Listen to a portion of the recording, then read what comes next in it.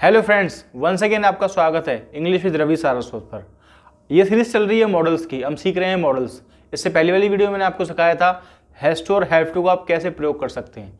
आज हम सीखने वाले हैं हैड टू। ये मॉडल्स का ही पार्ट है, ठीक है। नेक्स्ट लेवल है हैज टू और हैव टू का। अंडरस्टैंड? इससे हम यूज करते हैं पास्ट में। अंडरस्टैंड? पहले इसकी हम पहचान समझ लेते हैं कि हैड टू की पहचान क्या होती है ना। इसकी पहचान होती है ना था, ने थे, नी थी। यहाँ लिखी भी हुई है। पहली पहचान है ना था, ने थे, नी थी।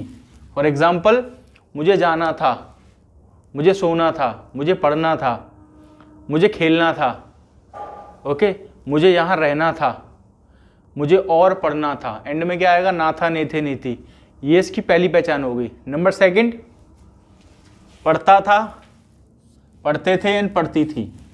जैसे कि मुझे वहाँ 4 बजे जाना पड़ता था, मुझे 10 घंटे के लिए काम करना पड़ता था, एंड मुझे 6 बजे वहाँ रुकना पड़ता था। अंडरस्टैंड? तो ना था, ने थे, नी थी, और दूसरा पढ़ता था, पढ़ते थे, पढ़ती थी। नंबर थर्ड इसकी पहचान होती है, रिकॉग्निशन होती है पढ़ा, पढ़े एंड पढ़ी। जैसे कि उसे वहाँ रुकना पड़ा, उसे 10 घंटे काम करना पड़ा, उसे खाना बनाना पड़ा। तो ये 3 पहचान आपको याद रखनी है मॉडल में हैड टू के प्रयोग में, ठीक है। हैड टू का प्रयोग हम करते हैं पास्ट में, ये आपको ध्यान रखना है ना। हैड टू क्या है जिसका हम प्रयोग करते हैं पास्ट में। हैज टू, हैव टू होता है प्रेजेंट में, जो इससे पहले आपने सीखा था। अंडरस्टैंड? तो आपको इसकी रिकॉग्निशन, पहचान आपको बता दी गई है। अब बताता हूं इसके रूल, जिसके द्वारा आप सेंटेंसेस बना सकते हैं, बिल्ड कर सकते हैं।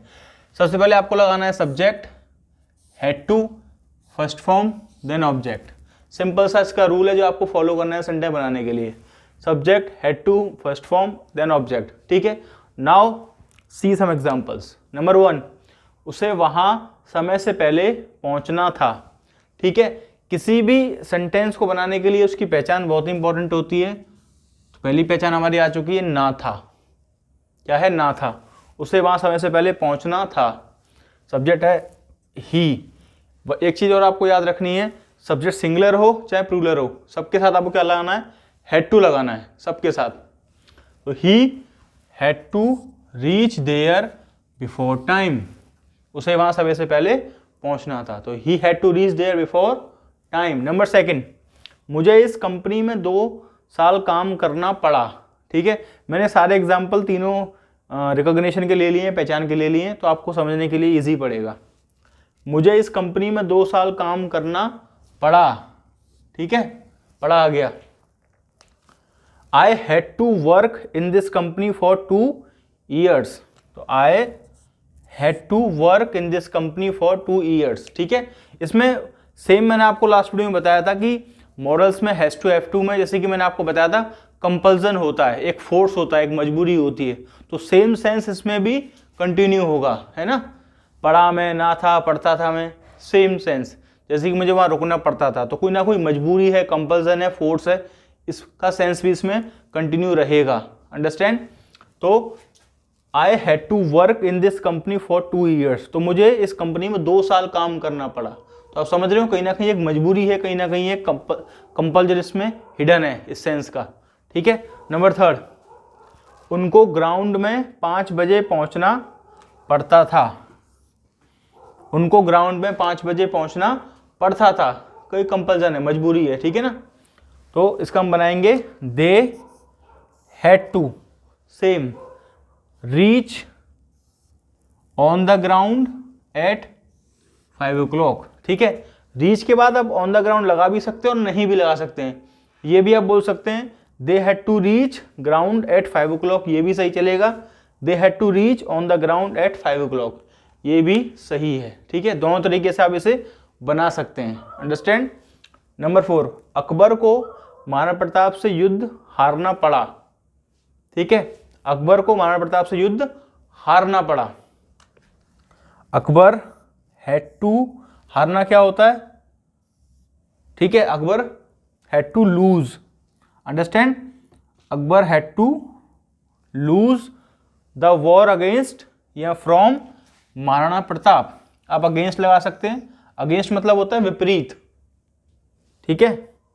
Akbar had to lose the war against Maharana Pratap, या Akbar had to lose the war from Maharana Pratap. ठीक है, तो से के लिए आप फ्रॉम लगा सकते हैं या अगेंस्ट भी इसमें आप लगा सकते हैं। ठीक है, तो Akbar had to lose the war against या फ्रॉम महाराणा प्रताप। नंबर 5, हमें नौकरी के लिए अंग्रेजी सीखनी पड़ी।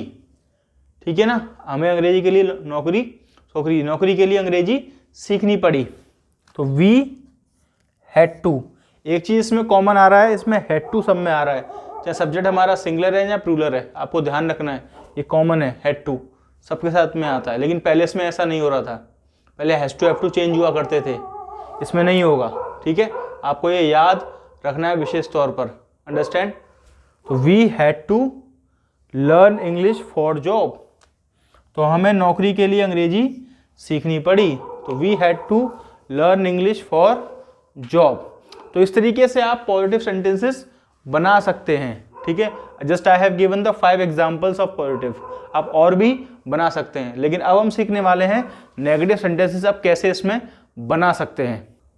अब बात करते हैं नेगेटिव सेंटेंसेस में कि आप नेगेटिव सेंटेंसेस कैसे बनाएंगे। पहचान वही रहने वाली है, इसमें बस थोड़ा सा रूल में परिवर्तन होता है, चेंज होता है। ठीक है, क्या रूल है, सब्जेक्ट डिड नॉट आता है इसमें, है ना, उसमें क्या आता था पहले, डू नॉट और does not, has to have to में, इसमें आएगा did not plus have to, verb की फर्स्ट फॉर्म प्लस ऑब्जेक्ट। देखिए ये दोनों बहुत ही मेन फैक्टर हैं, इसमें बच्चे गलतियां करते हैं। इसमें डिड नॉट आएगा सबके साथ नेगेटिव में और हैव टू हो जाएगा, जो हैड टू क्या है वो हैव टू में कन्वर्ट हो जाएगा। ठीक है, एग्जाम्पल देखते हैं। हमें पैसा उधार नहीं लेना पड़ा, नहीं के लिए क्या आएगा, डिड नॉट, तो we did not have to, सबके साथ सिंगुलर चाहे प्लूरल, सबके साथ क्या आएगा, डिड नॉट और हैव टू, ओनली नेगेटिव में। ठीक है, तो we did not have to borrow the money, हमें पैसा उधार लेना नहीं पड़ा। ठीक है, नंबर 2, तुम्हें उससे मिलने नहीं जाना पड़ता था, तुम्हें उससे मिलने नहीं जाना पड़ता था, तो you did not have to. Again मैं आपको रिमाइंड करा रहा हूं, डिड नॉट हैव टू सबके साथ चलेगा नेगेटिव में, तो you did not have to go to meet him. ठीक है, अंडरस्टैंड, तो you did not have to go to meet him, तो तुम्हें उससे मिलने नहीं जाना पड़ता था। अब बहुत से लोग बोलेंगे सर हैव टू क्यों हो गया, ये जो जहां डिड नॉट आएगा वो फर्स्ट फॉर्म आती है, डिड नॉट के साथ क्या आती है, first form, you did not have to, understand. Number 3, मुझे वहां जाने के लिए आज्ञा नहीं लेनी पड़ी, तो I did not have to, लेने के लिए टेक, आज्ञा के लिए permission, to go there, I did not have to take permission to go there, मुझे वहां जाने के लिए आज्ञा नहीं लेनी पड़ी। नंबर 4, उन्हें किसी सवाल का जवाब नहीं देना पड़ा। ठीक है, इन सेंटेंसेस को जो सरलता से आप देख रहे हो, ये बहुत ही प्रैक्टिस का नतीजा है, आपको प्रैक्टिस करनी पड़ेगी, इसके रूल की, इसकी पहचान की, अपने दिमाग में, माइंड में आपको बैठाना पड़ेगा बार बार सेंटेंसेस बनाकर। ठीक है ना, क्योंकि मैं यहाँ पर लिमिटेड एग्जाम्पल दे सकता हूँ और दे रहा हूँ। ठीक है, लेकिन इसके आधार पर आप और एग्जाम्पल सोच सकते हो और बना सकते हो। ठीक है, तो उन्हें किसी के सवाल का जवाब नहीं देना पड़ा, तो they did not have to give answer of any question, they did not have to give answer of any question, उन्हें किसी भी सवाल का जवाब देने की जरूरत नहीं पड़ी। ठीक है, इस तरीके से आपको बनाना है। और आपको एक चीज और ध्यान रखनी है, आपको प्लेसमेंट ऑफ वर्ड, कौन सा वर्ड कहाँ प्लेस करना है वो आपको रूल के अकॉर्डिंग चलना है। ये तो प्लेस करना ही है, जब कोई शब्द अदर वर्ड बचता है तो वो एंड में जाता है ऑब्जेक्ट के बाद। ठीक है, इस तरीके से आप इसे बना सकते हो। ठीक है, अभी जो मैं वीडियो शूट कर रहा हूँ वो लेट नाइट शूट कर रहा हूँ, लेट मर, इसकी वजह से थोड़ा सा आपको आउटर वॉइस भी आ रही होंगी डॉग वगैरह की। ठीक है, तो माइंड मत करना, इधर ही अपना ध्यान रखना। लास्ट एग्जांपल देख लेते हैं, उसे आज बारिश में भीगना नहीं पड़ा, उसे आज बारिश में भीगना नहीं पड़ा, तो he did not have to.